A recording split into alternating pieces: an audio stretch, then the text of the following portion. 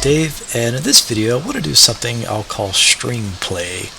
So string is one of the most common data types in coding. It's something that you'll use a lot, and a lot of times you need to parse a string or read a string and do something with it. You need to manipulate strings a lot in coding. That's a lot of what you'll do. So strings have a lot of uses, and you work with strings quite a bit. So C# gives you a lot of tools for working with strings and manipulating strings. So I want to go over a lot of the methods and properties of strings, mostly the methods. There are a bunch of them. This isn't meant to be an exhaustive, comprehensive overview, but hopefully it'll get you started and give you a better idea of what you can do with strings. Okay, so I want to start by pointing out that the string has there's one class for a string, but the C#, I've said several times that the blue indicates that it's built into C#, right? It could be a data type, primitive data type that's built into C# or a keyword. In this case, string is a built-in data type, primitive data type or basic data type that's built into C#. Well, it's also in the .NET class library, and you see the string with the lowercase s. That's the string that's built into C#. The one with the uppercase s is the one that's in the .NET framework, and they actually both use the exact same class. If you have no idea what a class is, don't sweat it. We'll talk about that later when we get into OOP, object-oriented programming. But it's the same class. It's exactly the same class, so it doesn't matter which one you use. You can use either one. I normally use the lowercase s, no particular reason.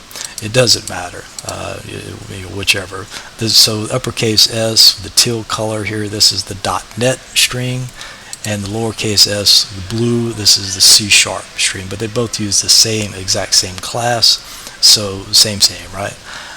So I have a console. This is a console app, right? It's a console app. And if you don't know how to create a console app, then please review the video on how to create a console app. Once you have your console app, you just double click on program.cs, double click on that file, and it's going to open up this file. And you'll see the namespace. I named mine string play. You can name yours whatever you like. Make sure you're within this method called main. Make sure you're within the code block of this method called main, right? Okay, so let's go ahead and run this. It's a console app, so we'll see this text in the console, right? Okay, and it's waiting on me to hit enter, and there you go. C# string, .NET string. Okay, so a string has, any string has a literal strings, or whether you're working with a variable, has methods, right? And it has properties and methods, and the way we act, these are members, properties and methods, right? And we're not concerned with right now with why it has members. We'll talk about that later. Just know for now that it has members, and you can use them. And the two members that we're concerned with now are properties and methods, right? Properties and methods. A property is an attribute. If you think about a car, a red car, one attribute would be that it's red, right? A method is what it does, goes forward, right? Breaks.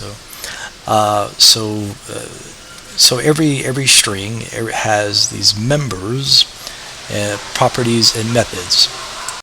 And we can access these members again with the .access operator, right?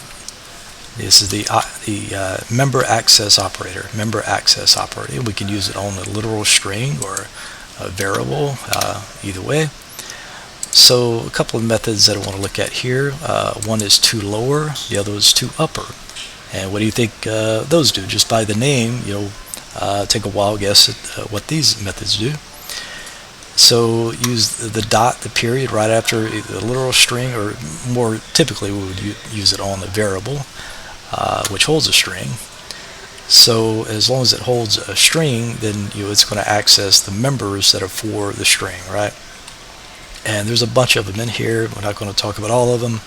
That would take a long time. But the one I'm looking for now is to lower. All right, here's to lower. It returns a copy of the string converted to lowercase using the case rule. So it just converts everything to lowercase, right? That's all it does. Okay, and we see I have a variable here called class name. I have the string hello world. So this method, and it's a method, so we gotta have the parentheses, right? This converts it to it makes a copy, right, and changes all the letters to lowercase. This one does the opposite, it makes everything uppercase. So let's take a look at this. And I'm going to move kind of quickly through these. I'm not going to spend a lot of time on this. So you see the first one, to lower, and then to upper. So there you go. Okay, so this is one way to reverse a string. I'm trying to get it all in here. One way to reverse a string is unfortunately there's no real simple, quick and easy way to reverse a string in C# that I know of. There may be actually, but this is the simplest way that I could come up with. Maybe you could come up with a better way. So I have this string, hello world again, and what I want to do is just reverse it. I just want to reverse that string. That's all I want to do. So the first thing I want to do is convert the string to a char array. The char array. That's one thing I want to show you, that you can take this string and convert it to a char array using this method. Just calling this method, right? And it's a char array. It returns a char array, right? So you have to put it in a variable that's declared to hold a char array. And on arrays, we can reverse the order of arrays using this array type. This is a method on that type that reverses the sequence of a char array, right? It just reverses it. And now we can use this method called concatenation. It's another way to do concatenation, and it has several overloads, several variations. And one of them is that we can feed it and we can pass it a char array. So we pass it this char array, and this is something called chaining, method chaining. These are two methods here. We've seen the to lower. This is a method. This is a separate method. So these are two methods here that I'm chaining together. It's called chaining methods together. I'm chaining these two methods together. I could put this method on a separate line. I could make a separate line here, but here I'm chaining the methods together, right? And as long as it's clear to you, what you're doing, then it's fine, right? So I think this is pretty clear. So it's a way to condense the code. So you can chain these methods together as long as this returns a string, right? Because this to lower is a method for the string. So if this returned an int or some other type, then I couldn't do this, right? But this method returns a string. So now I can call this other method called to lower, right? Okay, so let's go ahead and run this. And there you go. You see hello world, the string has been reversed right here, okay? So let's take a look at this in the debugger, in the locals window, because this is not very straightforward. So okay, so I have this string, we know what that is, and I've converted it. This just says convert it to a char array. So this is step. Okay, so now I have this char array. These, look at the characters, HELLO space WORLD, right? So now I have this char array, right? I have this char array. And what this does is just reverses the order, right? It just reverses the order. So now you can see that the order has been reversed, right? It just reverses the order. So let's keep stepping. So this method concat, one of its overloads is that we can pass it a char array, which is what we're doing, and it takes this and creates a string out of it, right? It creates it, so it returns a string, and then we call the to lower just to make everything lowercase. and then that gets assigned to this variable, right? I just called reverse class name, right? And then we know what the write line does. It just writes it to the string. So there, writes the string to the screen. Okay. Okay. Let's take a look at substring. It's a substring demo.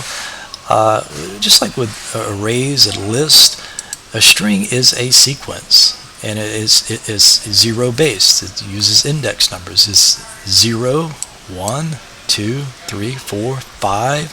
6, it's zero base, 0, 1, 2, it starts at 0, and this is a sequence of Unicode characters, a series of Unicode characters,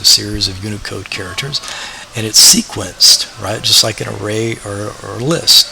It's the same kind of thing, and the index numbers start at 0, right, just like arrays and lists. So the substring, the index number for this letter H is 0, right? For the E is 1, the first L is 2, and then 3, 4, 5, 6, etc. Right? So just like an array. So if that's not clear, take a look at the video on arrays and lists, where we talk about index numbers, and it apply that same thing with strings, 0, 1, 2, etc. Okay, so this method substring. It's a method called substring, and I'm calling it on this variable class name. So it's a method called substring. It retrieves a substring of this instance.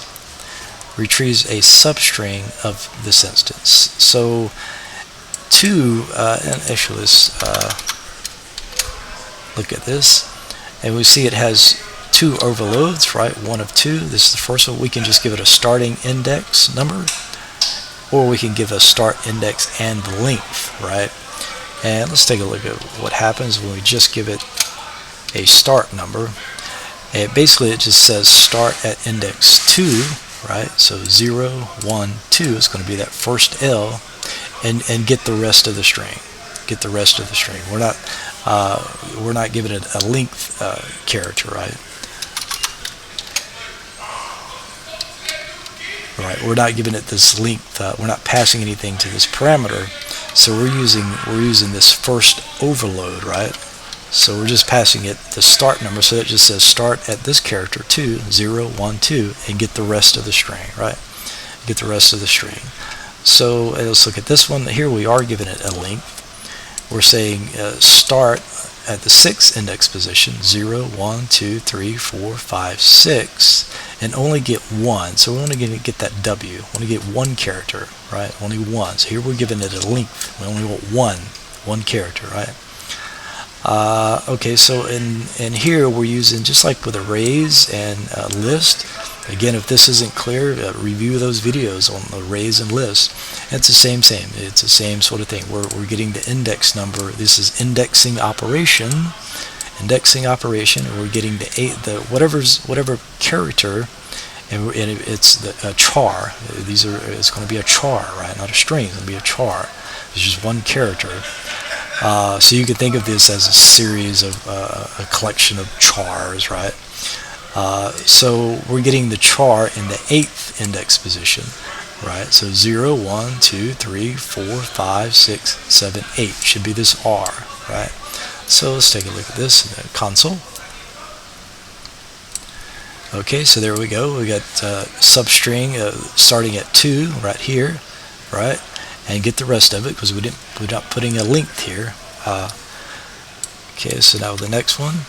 Now the next one, substring starting at 6. That's a start number, right? 0, 1, 2, 3, 4, 5, 6, and we're saying 1 length, only 1 character, 1 char.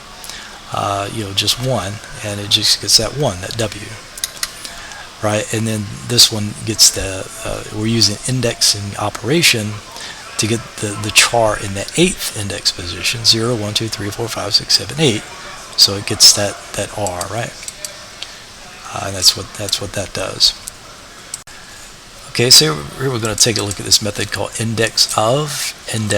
It gets the index number of whatever char, note the single quotes here, char gets the index number of the char that you specified here.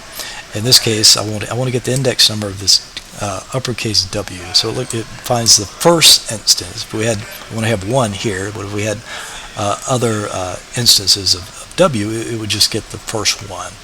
So this says, give me the index number of this, right? Or this char. So 0, 1, 2, 3, 4, 5, 6 should return 6. It should return 6. So give me the index number of this char in the first instance of it, right? If there are multiple, and then assign it to this variable called index of int type. And note that I've got this on 2 lines. You can do this using the plus sign, the concatenation operator. So I'm able to put this on 2 lines, so it'll fit on the screen. So, and here I'm using indexing operation, and I'm using the variable class name. Just like I did before. Here I'm using this index variable to access the whatever char is in this position in this variable, right? In this string, really. And then I'm concatenating this and the index number and converting that to a string, right? So let's take a look at this console window. So W is at index 6, right? It's at the 6th index position, 0, 1, 2, 3, 4, 5, 6. And there you go. Okay, and I know I'm moving kind of fast with these, but if it's not clear, just please press pause, type this in, play around with it, look at it in the locals window. Also, I'm going to give you some references. We have the ebooks. You can just search for string in the ebooks, and there's a lot of information on strings there. So let's look at the equals method. It's sort of like the 2 equal sign. Actually, you can use the 2 equal sign. That's fine. The equals method has some overloads. It gives you some more options. Like cultural things. I don't want to delve into that. It gives you some more options. When I want to see if one string is equal to another string, this is what I typically use. If I'm comparing numbers, then typically I would use the 2 equal signs. But in comparing strings, whether or not one string is equal to another string, I generally use the equals method, right? So what this is doing is checking to see if what's in this box, this variable, is equal to this literal string, right? And if it is, then it should write this to the console. If it's not, then it should write that to the console. So let's take a look at that and see what's going on. See what it does. Okay, so is equal to, because it's equal to that string. So let's change this to a lowercase w, and then take a look at it. Okay, now it is not equal to. So now this ran because that condition was. There we go. Let's stop this. Because this condition was false. This was not equal to, because of this uppercase and this lowercase, right? It's case sensitive. So since this was false, now it ran what's in the else block. Okay, so let's take a look at this property. This is a property now. We've been looking at methods. This is one of strings properties called length, and just like with an array, it gets the length of the string, right? It just counts however many chars in the string. 1, 2, 3, 4, 5, 6, 7, 8. I think it's 11, right? So that's all it does. It just counts the characters in the string, right? So we're calling it here again with a dot access operator, getting the length. It gets the number of characters in the string, right in the string. And we're going to assign it here. Then we're going to use a for loop. And we're using this variable length for our condition here. So as long as this variable I, this range variable, right, a range variable I, as long as what's in this little box, that holds an integer, and here is just if for loops, if it's not clear, the syntax here is not clear, please review the video on for loops, right? So as long as what's in this box is less than the length, someone dropped the cooler lid. Okay, so as long as this is less than what's in this box, as long as what's in this box is less than what's in this box, and it's going to keep looping, right? And here we're using the variable, we're using indexing operation, right? Indexing operation of the I in here. And the first time it's going to be 0, then 1, and 2. So we're accessing each character in this sequence, in this string, one at a time, right? So let's take a look at this in the console. And there you go. So one at a time it accessed each character and just printed it out vertically there. Okay, so I know some of this is off the screen, but that's okay. So I have this. So we're going to talk about escape sequences. Escape sequences. This is a way to escape what would generally happen without it being there. So let's look at this string. We know that a string is denoted with these quotes, right? The double quotes. What if you wanted double quotes within the string? Within the string. Now, if what you can do is use this backslash. The backslash is the escape character, right? It's the escape character. Let's delete the backslash and see what happens. I'm trying to put double quotes around this quote, right? I want that in my string. Yet it's a string, so what's happening here? Think about what's happening. It sees this quote, it sees this opening double quote, and then it sees this closing double quote, and it thinks, well, okay, that's the end of the string, right? But that's not the case. That's not what we want here.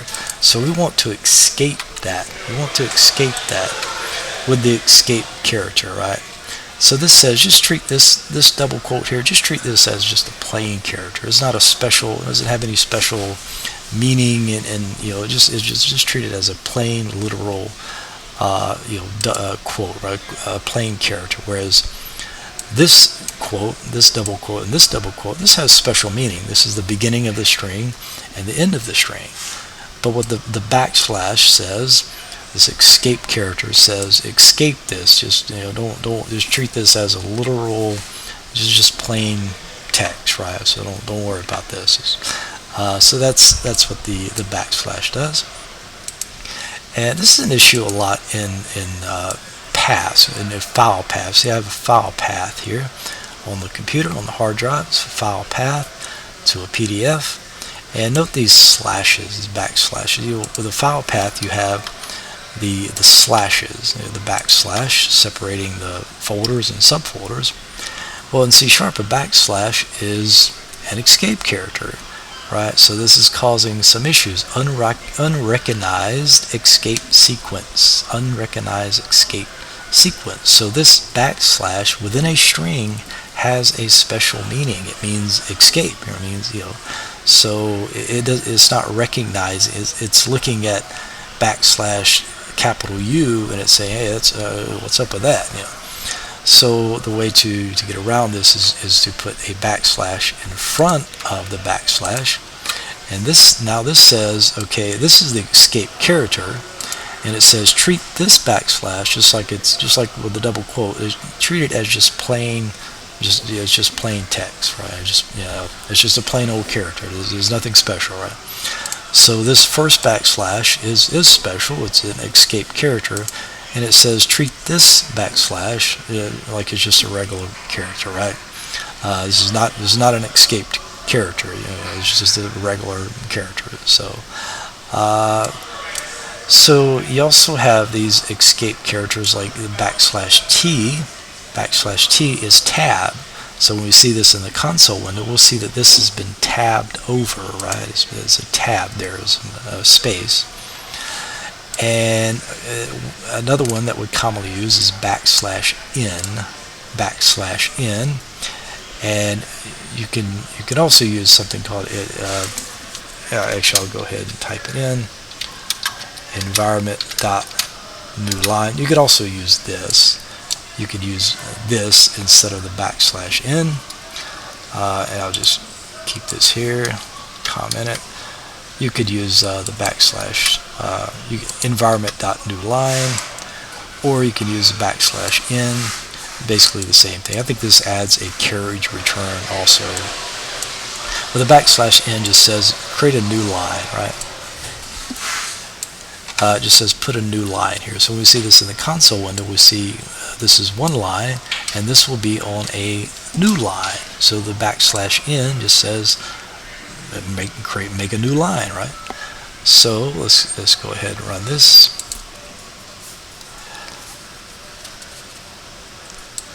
Okay, so we see the string. Dave jumped up and said, "I love C#," and we see the quotes, right? The double quotes, and the path. You see the path has the one backslash, right? Just one backslash. Right? The first one was an escape character. This line has the tab because of the \, tab, and this is one line. And we had that escape, the new line character here, which says create a new line, right? So there you go.